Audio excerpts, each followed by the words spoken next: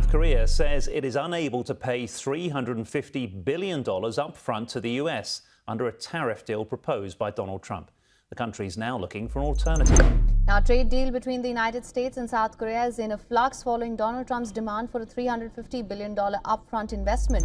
South Korea's president warning of potentially devastating effects tied to the country's trade deal with the U.S. Speaking with Reuters, the Korean president saying his country's economy could fall into crisis like the one it faced in 1997. In July 2025, Donald Trump stood on the White House lawn and promised a $350 billion foreign investment surge from South Korea, a deal he said would bring back America's industrial glory. Factories were supposed to roar back to life, jobs to return home, and tariffs to fall to 15%. But barely 3 months later, the deal is frozen.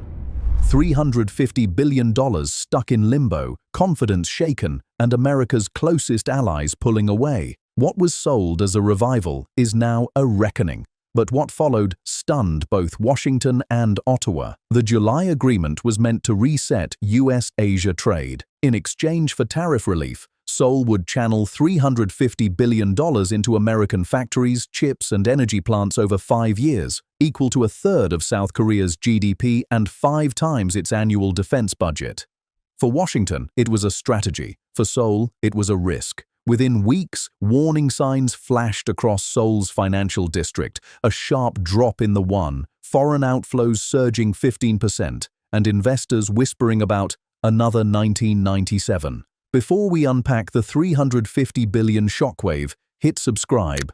Best comment gets pinned. Behind the headlines, the fine print told a different story. Korea's finance ministry warned that sending billions abroad without a Federal Reserve currency swap line could trigger liquidity shock and credit downgrades. 만나고 대화하는 것이 지금까지 쌓여있는 많은 문제들을 해결하는 첫 출발점이 될 것이다. 매우 유익한 기회가 될 거다. 이렇게 얘기하고 싶습니다.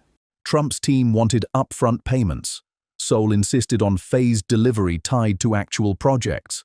By September, Korean banks projected annual outflows of $80 to $90 billion, enough to erode reserves and send the won plunging to 1,450 per US dollar. Then came a political explosion. In Georgia, US agents raided a Hyundai LG battery plant, detaining over 300 South Korean engineers for visa irregularities. Families watching on KBS called it humiliating.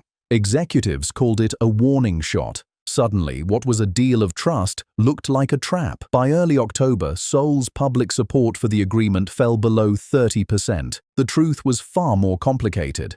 And then, something happened that no one saw coming.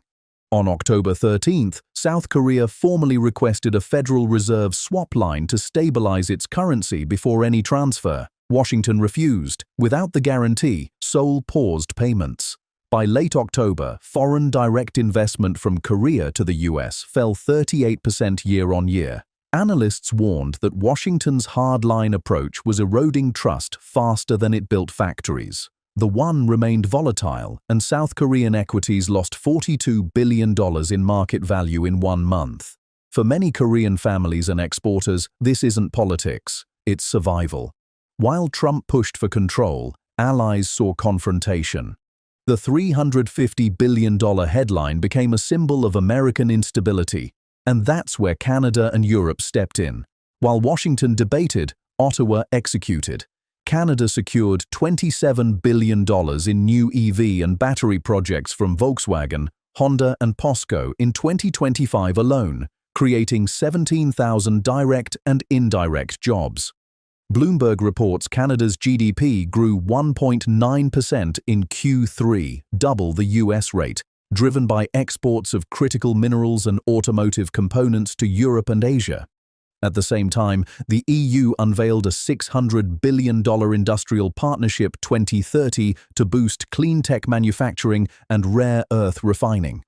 In contrast, the US halted its $6 billion Revolution Wind project, laying off hundreds of workers and freezing 350,000 homes worth of clean power.